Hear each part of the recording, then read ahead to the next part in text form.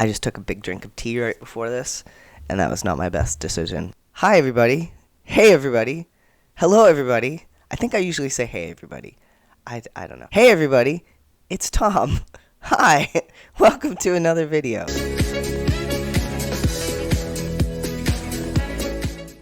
So I hope you all had a lovely holiday, or continue to have a lovely holiday if you are lucky enough to have this week off as well. I do not, but that's okay. So for today's video, I wanted to talk about a book series that I ended up reading pretty much all of during the holiday.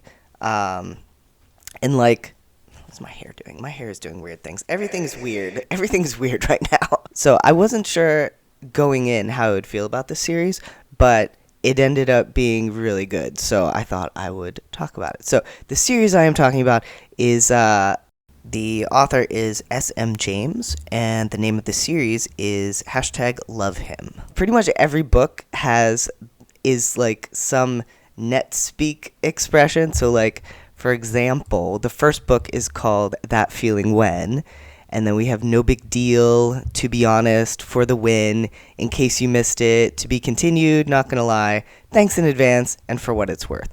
So apparently you can buy the first 9 volumes in the series. I believe there are 12 based on the author's website, but I think you can only access the ones after 9 by subscribing to the email thing or something. I don't know.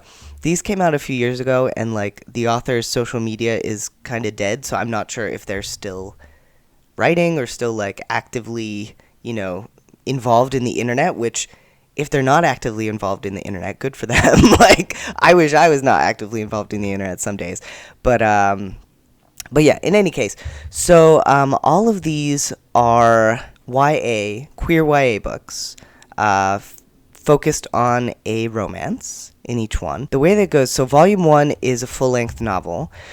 The second one is a short story about the couple who are in the novel for number 3. And then number 4, short story about the couple in number 5. So you get like a prequel short story, and then you get the full book. So I don't know in what order they were written, but that makes sense as a way to read them, because then you're kind of introduced to the couple before you read about them. But you can read them in any order. I did not read them in order. I went like novel, because I'm like, pshaw, I do not need the short stories. But then after I read them, I was like, yeah, I need the short stories. So each book is focused on a certain couple, but the characters from all the other books always have a cameo in each book, which is kind of cool. Like, I didn't realize that was what was going on at first. And like, when I was reading the third book, after reading the first one, and they were mentioning some guy named Archie, and I was like, wait a second, why does that so? Oh, it's him! So yeah, so it's kind of cool to see, like, you get to see, where the characters are in the future and what they were doing in the past, and like, it's a cool kind of interconnected thing. So let me tell you a little bit about the books. So the first book is called That Feeling When, and it is a summer camp romance. Like, I liked all these books a lot. This was probably the one I liked the least, but I still really, really liked it. But it's about, like, this guy who is a dancer. His name is Archie. And, like, all his life, because he's a ballet dancer, people have been like, oh, you're gay, you're gay, you're gay. And he's been like, I'm not gay. And then eventually he realizes, like, oh, shit, I am gay. But he doesn't come to that realization until he's at summer camp. And Landon Summers, the hot star of a new movie, right? Yeah. I'm trying to remember like what his backstory is, because I've read the whole, like, a whole bunch of books since then. But like, basically they're filming a movie at the summer camp, and Archie, the dancer guy, happens to meet Landon, the young star of the movie, and they hit it off. And Landon is gay but not out, because he's afraid that it might have some negative impact on his career, and also it's nobody's goddamn business.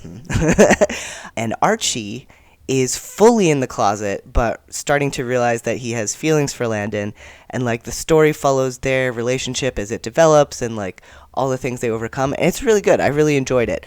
But the next book then is, and I'm skipping over the short stories because they tie into the novels. But the next novel is To Be Honest, which is a road trip romance where you have like this openly gay jock named Angus, which, it's a name. No offense to any Anguses in the audience, but yeah, so he has been talking online to this guy, and they are just madly in love with each other. But he's also kind of attracted to his kind of dorky but adorable roommate, Tyler, and the two of them end up taking a road trip so that Angus can go to San Francisco and finally meet the guy that he's been talking to all this time. But he's kind of afraid that he's being catfished because this guy will not send any pictures. He won't talk over the phone. He won't do video chats or anything like that. So that one was an interesting setup. And I love me a road trip romance. There's a lot of really good stuff that goes on. I did think that the twist was really predictable, but that's okay. That's okay. It just means that the author has correctly laid down the clues, but also there was like no other way that it could end. But I won't say anymore. But I enjoyed that one a lot too. And again, as I said before, all of these books I really enjoyed. So the next one is In Case You Missed It, which takes place... Oh God, okay, this one. All right. This is the one that I read last. This is the one I put off reading. And it's definitely the heaviest subject matter of them, so of the books. So we will come back to this one. All right, so we're going to move on to Not Gonna Lie, which is an enemies to lovers romance. Actually, former friends / something more to enemies to lovers, which is always a good formula. So this one takes place at a convention for essentially YouTubers, but it's called WebCon.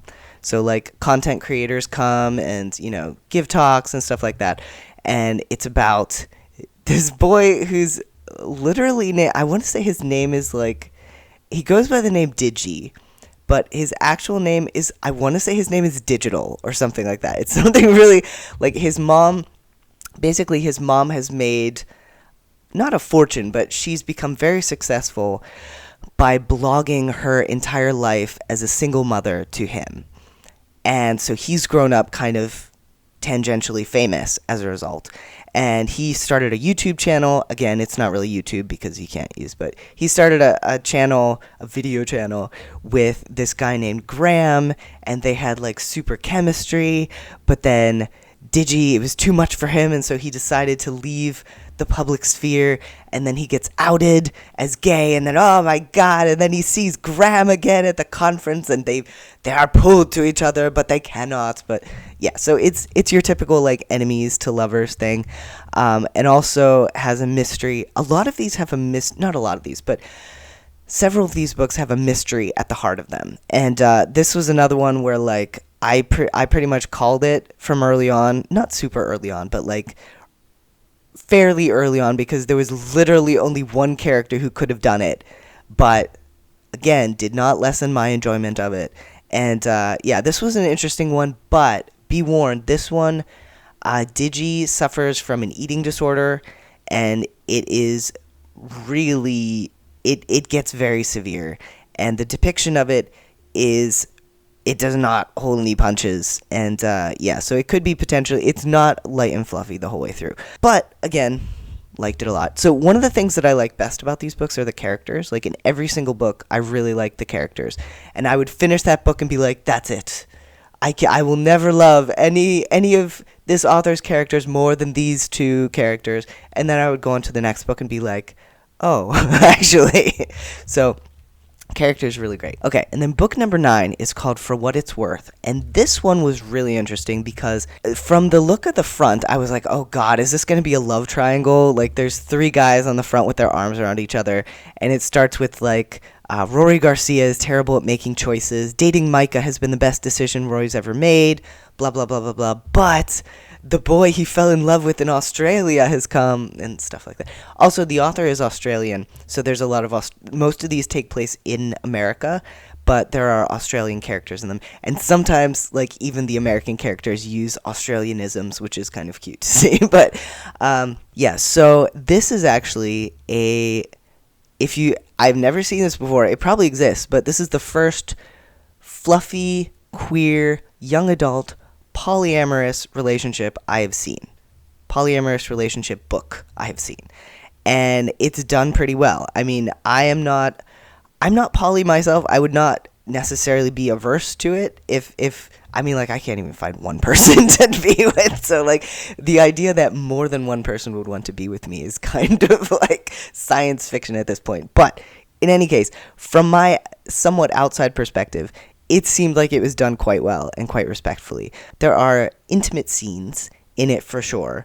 But I feel like they're handled pretty well, and like the whole idea of these guys all realizing that they're actually attracted to one another and having like the mix of emotions that comes with that, like, oh shit, am I cheating on blah blah blah by also being interested in blah blah blah, and then just realizing that all three of them fit together so well and make each other happy. Like, it's a really cool thing. Like, it's cool to see. So I enjoyed reading that for that plot point alone, but also, again, the characters are all really cool.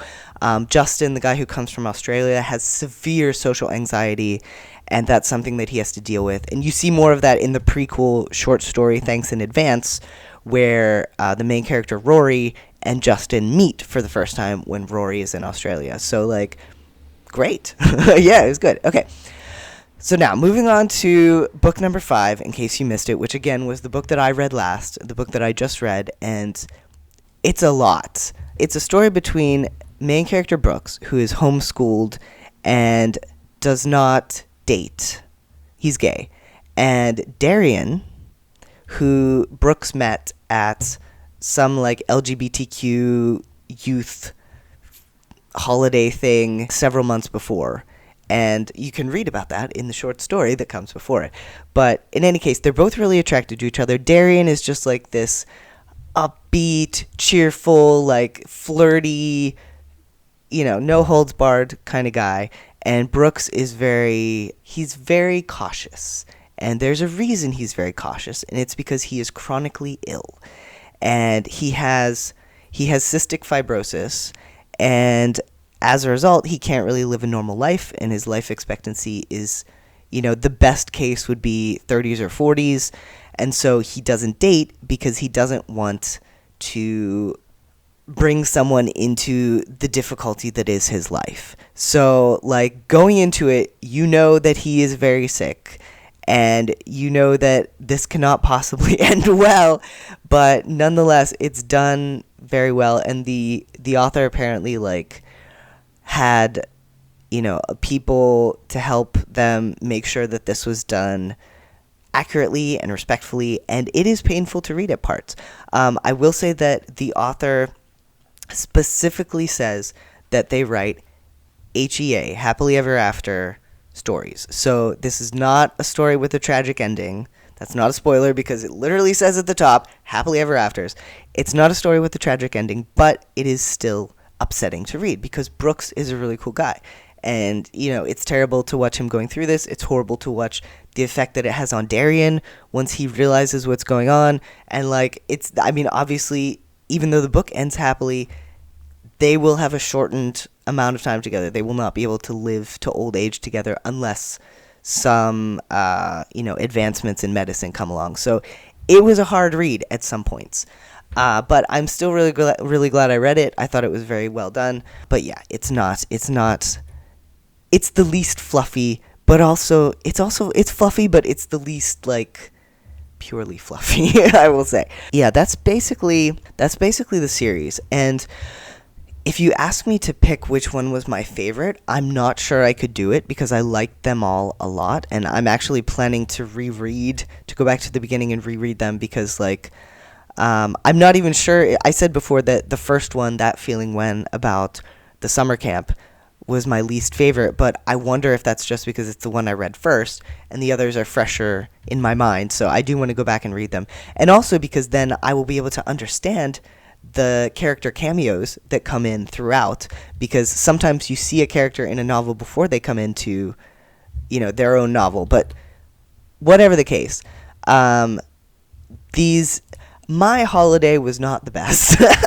So reading these books definitely helped kind of pull me through it. They were a very good distraction, and going into them knowing that all of them were going to end happily, and also they're not like, they don't follow, a lot of them don't follow the typical and stereotypical like structure of YA romance, which I enjoyed. And like all of them have something unique about them. Their characters are dealing with different issues, and they're just books I enjoyed. Now, will you enjoy them? Maybe not, but I like them a lot, and I will be rereading them because they were good. So that's it. That's all I have to say. Yeah, so I am going to end there and finish drinking my tea and try to, pull myself out of my holiday malaise. Though the less said about that, the better. But I did want to say, so on Christmas Eve, I had a $150 anonymous donation to my top surgery fundraiser. So thank you so much for that. I want to say we're a little under 7,000 right now, and our goal was like 8,000 or something. So I'm as always just floored by everyone's kindness, and thank you so much to everyone who has donated or shared or even looked at the page. Whatever you did, thank you so much. So I've just had a look at the page, and it turns out we've had 2 more donations. So Kate Griffith, $100, thank you so much, and Andre with $65, thank you so much, you guys. I really, really, really, really, really, really, really, really, really, really appreciate it. So thank you, and thank you, and thank you. And and you only have a few days left to join the holiday giveaway that we're having over on the YouTube community tab. Well, I don't know why I said YouTube. This is YouTube. Hi. So over on the community tab of this channel, you can scroll down just a little bit, and there's a holiday giveaway going on. And on the 31st, we will have a drawing, and 4 people will win stickers and a handwritten note from me. Wow, amazing. So great. So, yes, so join if you want to join, and if not, that's fine. Okay, well, I hope all of you are having a wonderful whatever time of day it may happen to be, and I will talk to you next time, and that's all. Okay, yes, all right, bye.